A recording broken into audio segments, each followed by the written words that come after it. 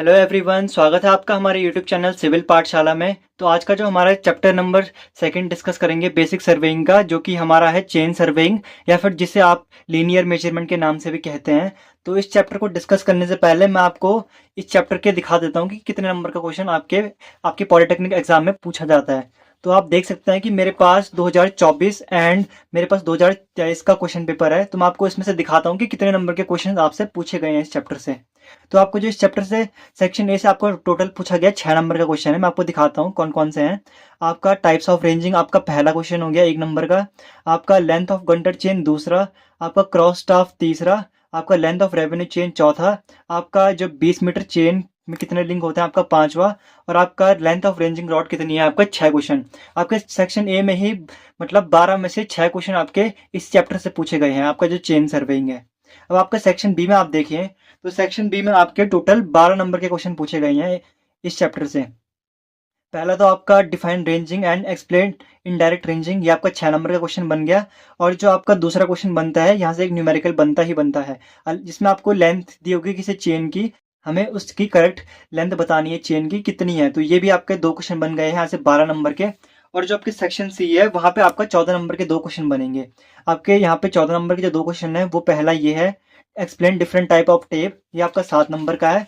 और जो आपका दूसरा बनता है, यहाँ पे ये लिखा हुआ है explain direct and indirect ranging. आपके ये 14 नंबर के क्वेश्चन बन गए। तो आप टोटल जो आपका बनता है यहाँ से, जो चैप्टर नंबर 2 है, यहाँ से 32 नंबर का क्वेश्चन बनता है।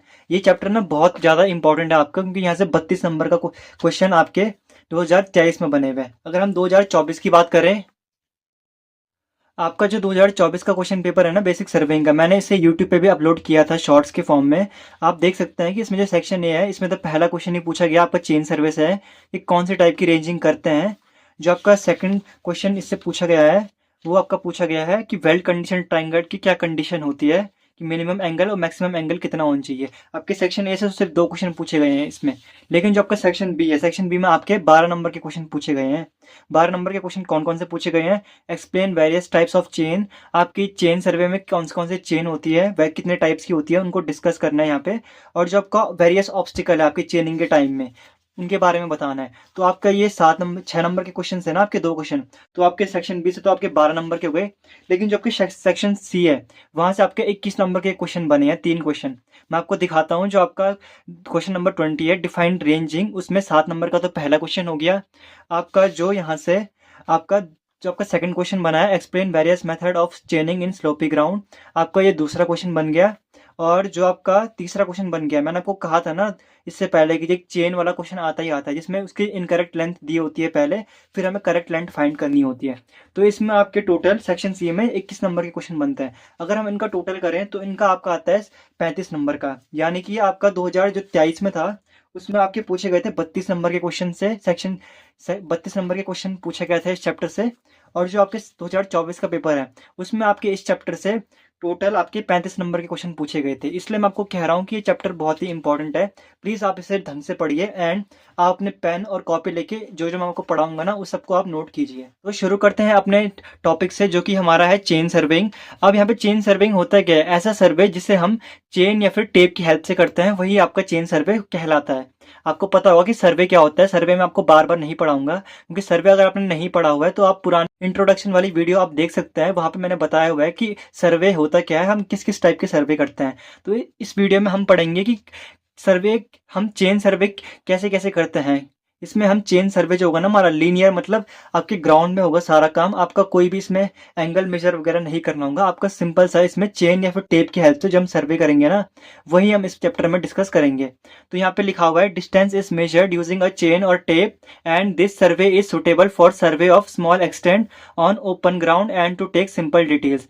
जो आपका आपका ग्राउंड है ना, ये सर्वे आप करेंगे चेन सर्वे, वो आप छोटे ग्राउंड पे करेंगे जहाँ पे आपका एक ओपन ग्राउंड होगा मतलब, और वहाँ पे आपको सिंपल डिटेल्स आपको नोट डाउन करनी होगी। तो इस सर्वे को हम चेन और टेप की हेल्प से करते हैं, मैंने आपको पहले बताया है। यहाँ पे सिंपल से ये लिखा हुआ है कि जो आपकी डिस्टेंस है उसको आप चेन या टेप की हेल्प से मेजर करेंगे, ताकि जो आपका डाटा आपको चाहिए, सुटेबल डाटा आपके ग्राउंड में है, जो जिसे आप शीट में दिखाना चाहते हैं, वो आपको डिटेल मिल सके। यहाँ पे लिखा हुआ है नोट में, linear measurement are done with the help of chain और टेप इन फील्ड। इसे आप चेन और टेप की हेल्प से करेंगे अपने फील्ड में। अब ये आपके पहले चैप्टर में से कुछ छूट गया था पार्ट, वैसे तो आपको इसको पढ़ने की जरूरत नहीं है, लेकिन अगर आप कॉम्पिटिटिव में पढ़ना चाहते हैं ना, आगे कॉम्पिटिटिव के लिए पहले से तैयार होना चाहते हैं, तो यहाँ आप देख सकते हैं कि कुछ डिवाइस होते हैं आपकी डिस्टेंस मेजरमेंट करने के लिए। आपने इनके नाम पहले भी सुने होंगे। पहला आपका आता है पेसिंग और stepping. To have a rough estimate of a distance between 2 points, one should walk or count the number of walking steps of a man.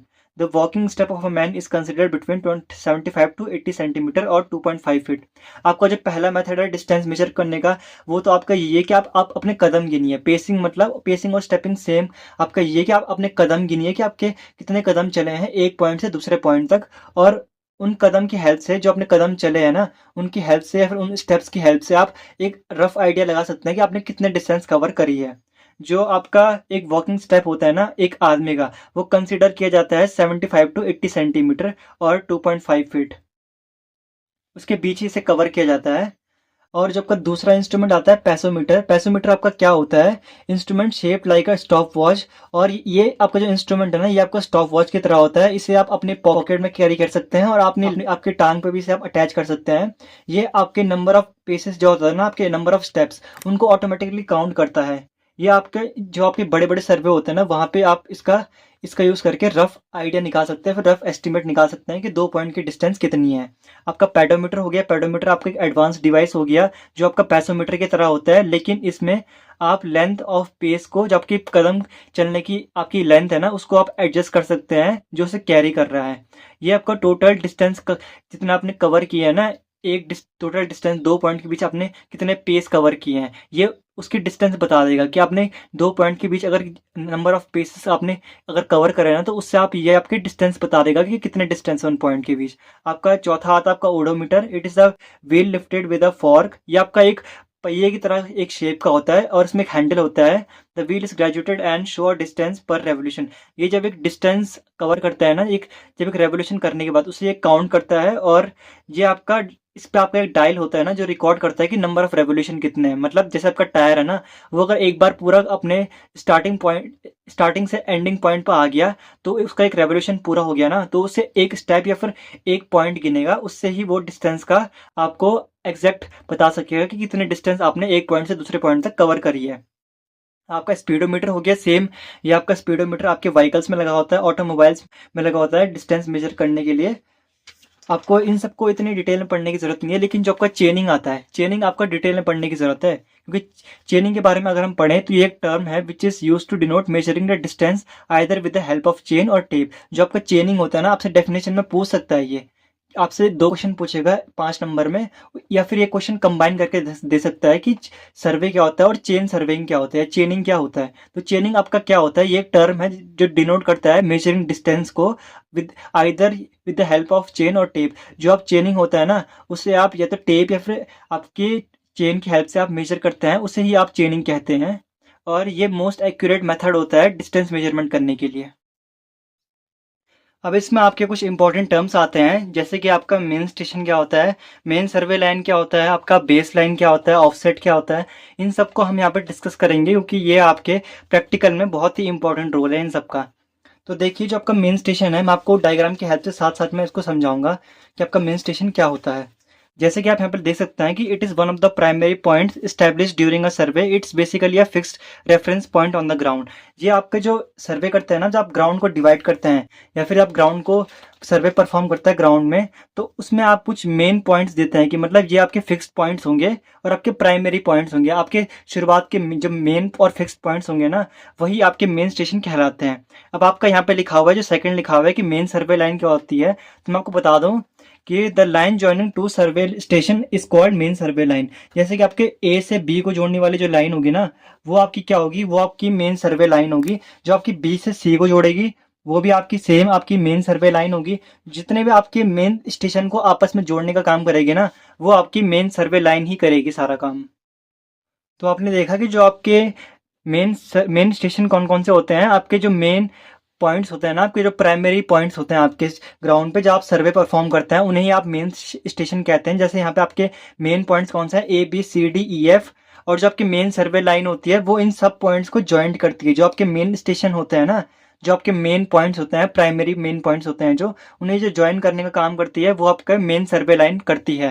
अब आपका यहाँ पे बेस लाइन क्या होता है? बेस लाइन में मैंने लिखा हुआ है it is the longest main survey line passes from the centre of the area. ये आपकी जो सबसे लंबी आपकी सर्वे लाइन होती है। सर्वे लाइन आप समझ रहे हैं ना, जो सर्वे करते टाइम जो हम लाइन ड्रॉ करते हैं अपनी शीट में, उसे ही हम सर्वे लाइन कहते हैं। तो ये आपकी सबसे लंबी मेन सर्वे लाइन होगी जो आपके सेंटर से होके जाएगी, सेंटर ऑफ द एरिया। तो जो आपका ए से डी है ना, यही आपकी आपकी बेस लाइन कहलाएगी। मैं यहाँ पे लिख देता हूँ, यही आपकी बेस लाइन होगी। अब आपके यहाँ पे आता है नया टर्म ऑफसेट। क्या होता है? अब अगर हम ऑफसेट को समझे तो ऑफसेट क्या लिखा हुआ है? It is the distance of the object from the survey line. It is defined as perpendicular distance of object from main survey line. देखिए जैसे कि आपका यहाँ पे मान लीजिए आपका कोई ट्री लोकेटेड है आपकी बेस लाइन से, या आपकी जो आपकी सर्वे लाइन है ना, लंबी से लंबी सर्वे लाइन है, वहां से आपका कोई एक ऑब्जेक्ट अगर कुछ डिस्टेंस पे लोकेट है तो उसे आप क्या शो करेंगे? इसी को आप अपना ऑफसेट कहेंगे।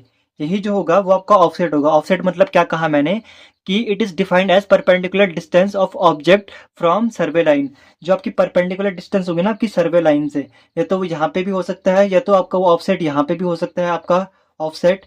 तो ऑफसेट आपका वही होता है जो आपकी मेन सर्वे लाइन जो आपकी, या फिर जो आपकी सर्वे लाइन होती है, उससे जो परपेंडिकुलर डिस्टेंस पे लोकेट होता है। या तो फिर आप ये समझिए कि आपकी जो बेस लाइन से किसी आपका ऑब्जेक्ट की दूरी होती है ना, उसी को हम ऑफसेट कहते हैं। यहाँ डेफिनेशन में तो इसका मतलब ये लिखा हुआ है, it is the distance of object from the survey line.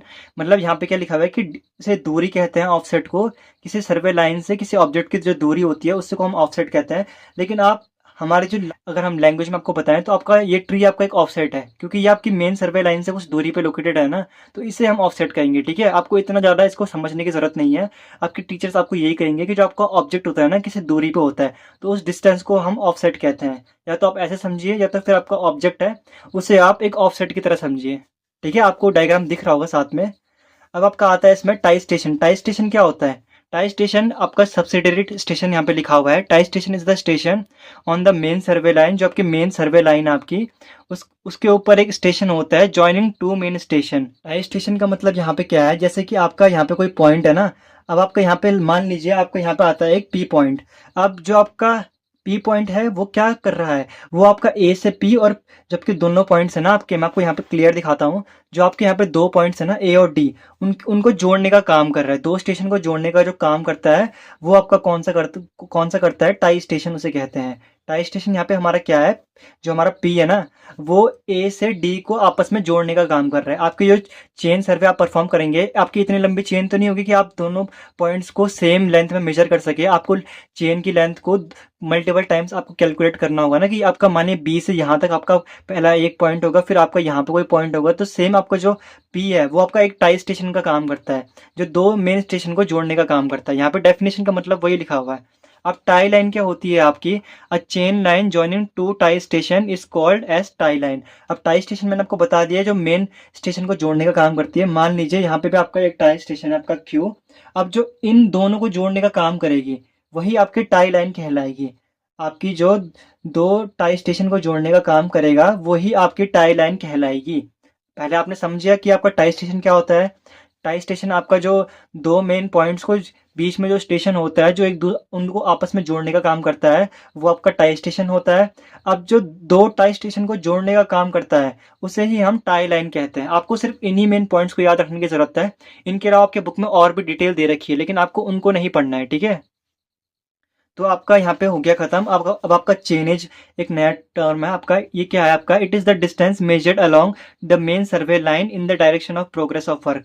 आपका चेनेज क्या होता है? आपकी जो डिस्टेंस मेजर करते हैं ना मेन सर्वे लाइन के अलोंग, जो आपकी डिस्टेंस मेजर होती है उसको आप चेनेज कहते हैं। यहाँ पे नेक्स्ट पॉइंट में लिखा हुआ है, chainage is a cumulative increase of distance measured from a starting point.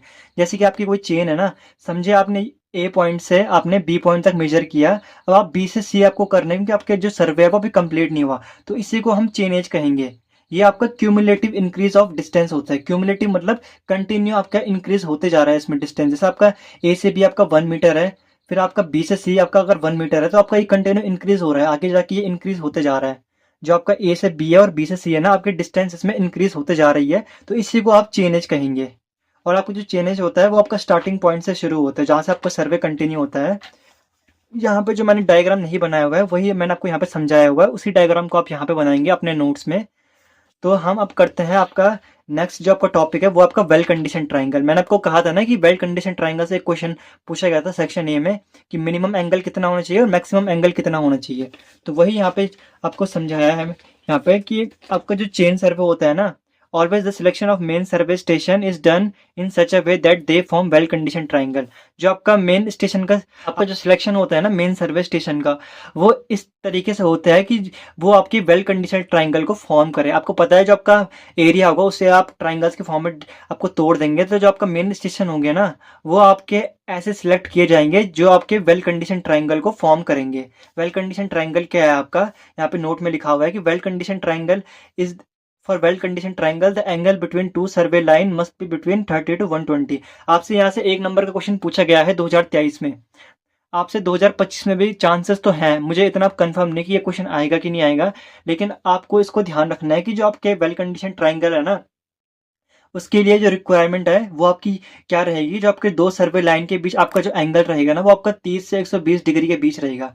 और अगर आपका इक्विलेटरल ट्राइंगल है तो वो आपका most appropriate well condition triangle कहलाएगा। आपको इसमें सिर्फ इतना ही पढ़ना है, ठीक है।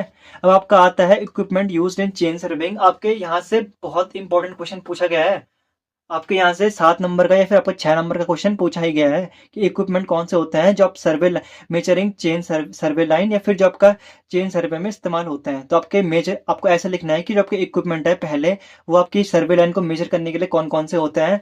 तो आपको दिखा देता हूँ कि आपके एक तो चेन होता है और दूसरा आपका टेप होता है, दोनों में डिफरेंस होता है। आपका जो चेन होता है जिसे आप सर्वेइंग चेन भी कहते हैं वो क्या होता है, it is an instrument for measuring of distance where high accuracy is not required. आपका चेन में क्या होता है, आपका इंस्ट्रूमेंट एक टाइप का इंस्ट्रूमेंट होता है जो आपका डिस्टेंस मेजर करने के लिए होता है, जहाँ पे आपकी बहुत ज़्यादा हाई एक्यूरेसी नहीं चाहिए होती।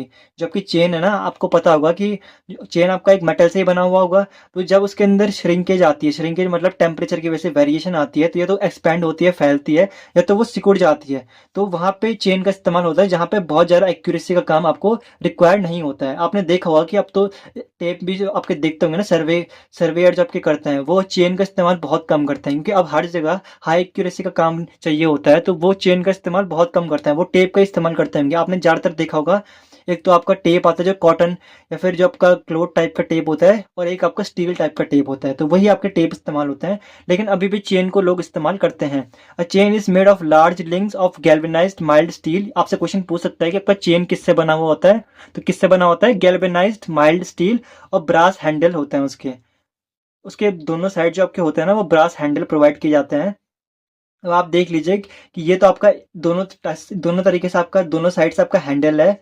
इसमें आपकी जो लिंक है ना, आपका एक यहाँ पर राउंड रिंग है, जो आपका हैंडल से राउंड रिंग के बीच की डिस्टेंस होती है ना उसे हम एक लिंक कहते हैं।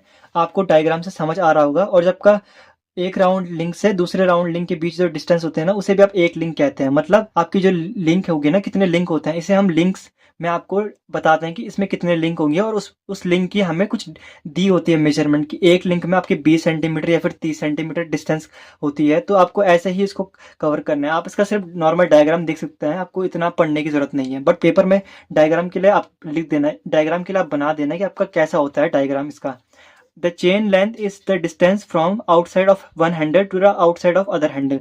जो आपकी चेन की लेंथ होती है ना वो उसको आप कैसे मेजर करते हैं, टोटल जो आपकी मतलब लेंथ होती है ना चेन की उसे आप कैसे मेजर करते हैं, जो एक हैंडल से दूसरे हैंडल तक की जो डिस्टेंस होती है ना वही आपकी चेन लेंथ कहलाती है।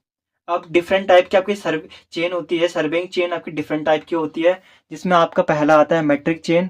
ये आपकी जो चेन है आपको सिर्फ ये याद रखना है कि कितने मीटर की चेन में ये अवेलेबल होती है। आपसे क्वेश्चन पूछेगा भाई, इससे क्वेश्चन आते ही आता है चैप्टर से। मैंने आपको पहले बताया है 30 से लेकर 35 नंबर तक इससे क्वेश्चन पूछा जा सकता है। मैंने आपको पेपर पे सॉल्व पेपर पे आपको दिखाया है इससे पहले 23 और 24 का।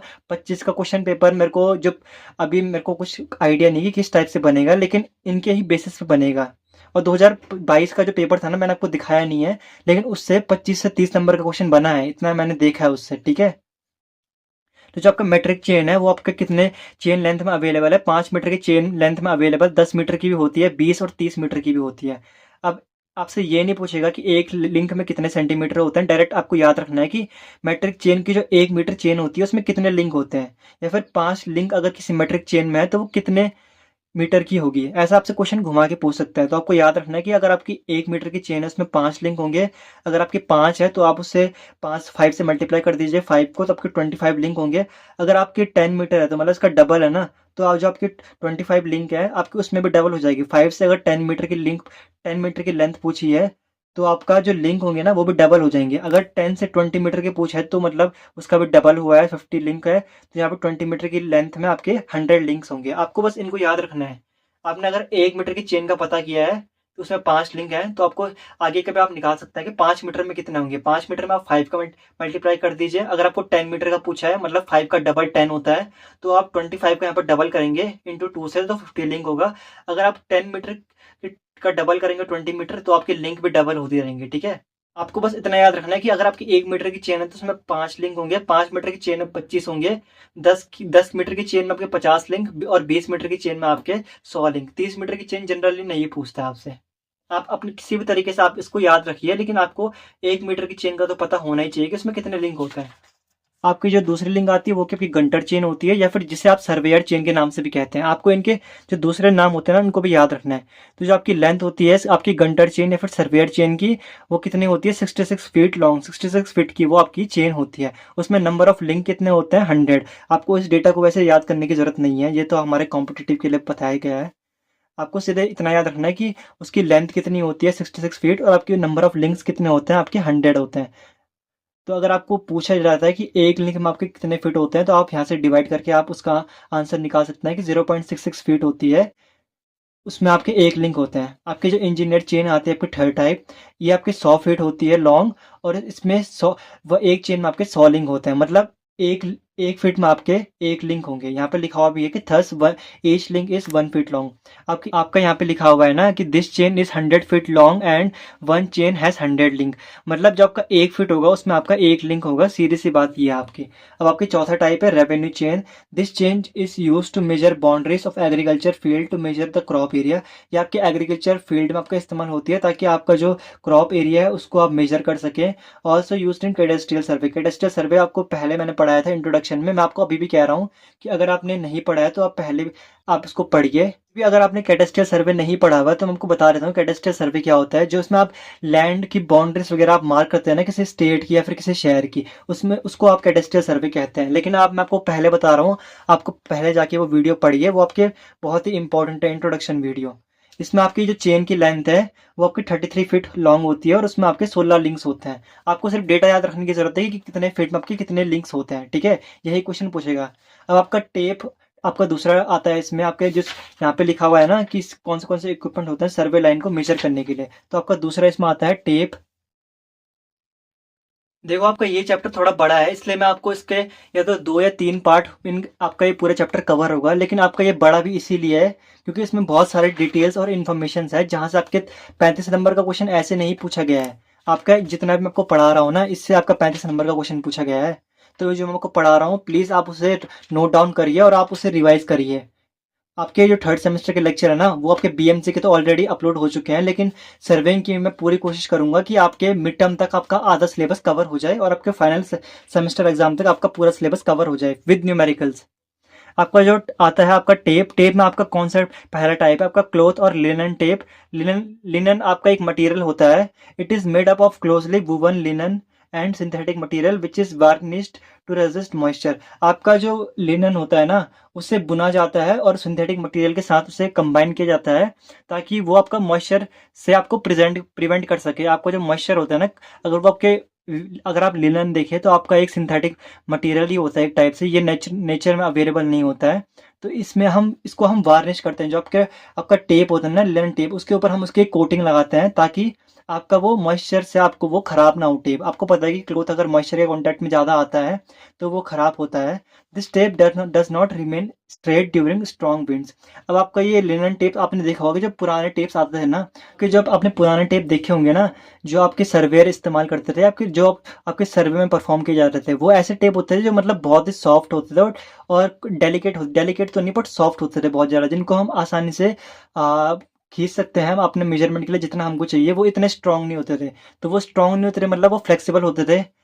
आपका जो फ्लेक्सिबल होता है तो आपके जो स्ट्रांग विंड्स होते हैं ना, यहाँ पे आपके मतलब हवाएं चलती है, तो वो मेजरमेंट के बहुत ज़्यादा डिस्टर्बेंस क्रिएट करती है। जबकि मेजरमेंट होती है ना, वहाँ से एक्यूरेट नहीं मिलती है इन टाइप के टेप से। आप जो पेपर में लिखेंगे वो आप अपने टाइप से लिख सकते हैं, कुछ भी आपको बस याद होना चाहिए कि और लिनन टेप आपका कैसा टाइप का टेप होता है। तो वो आपका एक वुवन लिनन होता है, क्लोजली वुवन। आपका जो बुनावटी आपका एक लिनन मटेरियल होता है, और उसके साथ आपका सिंथेटिक मटेरियल मिक्स किया जाता है, जो आपका मॉइस्चर से प्रिवेंट करता है। वार्निश मतलब उसके जो टेप है ना, उसके ऊपर एक कोटिंग टाइप से आप समझिए कि कोटिंग उसमें होती है, जिससे आप वो मॉइस्चर को प्रिवेंट करता है। आपका जो दूसरा आता है वो आपका मेटेलिक टेप हो गया। इसमें भी सेम ये आपका लिनन से बना हुआ होता है, और इसमें ब्रास की भी कुछ क्वांटिटी होती है, और कॉपर वायर होती है वुवन इनटू इट, जो उसमें कॉपर वायर उसमें होती है, मिक्स करी हुई होती है, एंड वार्निश, उसके ऊपर एक कोटिंग होती है।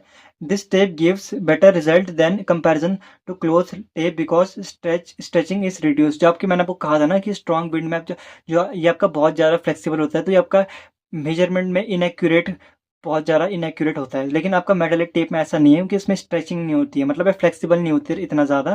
तो जो आपका इसमें बेटर रिजल्ट देगा, आपको पता है इसमें आपके एरर्स बहुत कम होंगी।